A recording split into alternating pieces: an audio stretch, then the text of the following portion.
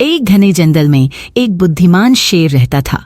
वह शेर बहुत शक्तिशाली और समझदार था, लेकिन अपने पूरे जंगल के जानवरों के बीच एक विशेष आदर का पात्र था। वह बिना जरूरत के किसी को भी नुकसान नहीं पहुंचाता था। एक दिन शेर को बहुत भूख लगी, लेकिन उसने सोचा कि वह बिना किसी योजना के शिकार नहीं करेगा। उसे अपनी शक्ति पर बहुत गर्व था, परंतु वह जानता था कि हर बार ताकत ही काम नहीं आती, कभी कभी बुद्धि का भी प्रयोग करना पड़ता है। एक दिन शेर को बहुत जोरों की भूख लगी। हाय रे, आज तो भूख मारी ही डाल रही है। क्या करूं? सोच रहा हूं कि आज हम बिना किसी योजना के शिकार नहीं करूंगा। हर बार ताकत ही काम नहीं आती, कभी कभी बुद्धि का भी इस्तेमाल करना चाहिए।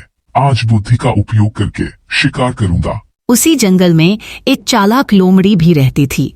वह अपनी चतुराई के लिए प्रसिद्ध थी और अक्सर शेर से दूर ही रहती थी। लेकिन शेर की भूख को समझते हुए वह शेर के पास आई और बोली, हे जंगल के राजा, मुझे पता है कि आपको भूख लगी है। यदि आप चाहें तो मैं आपके लिए एक स्वादिष्ट भोजन का प्रबंध कर सकती हूँ। शेर ने अपनी आंखों को चौड़ा करते हुए पूछा, कैसे? लोमड़ी ने मुस्कुराते हुए कहा, मैंने एक बड़े और मोटे बकरे को नदी के किनारे देखा है।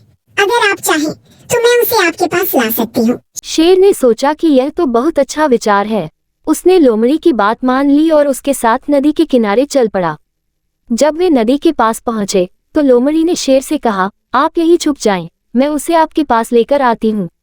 लोमड़ी जाकर बकरे से मिली और उसे समझाने लगी कि शेर उसे अपना मित्र मानता है और उसे सम्मान देने के लिए बुला रहा है। बकरा थोड़ा डर गया, लेकिन लोमड़ी की मीठी बातों में आकर उसने शेर से मिलने का निश्चय कर लिया। जैसे ही बकरा शेर के पास पहुंचा, शेर ने झपट कर उसे पकड़ लिया और अपनी भूख मिटा ली।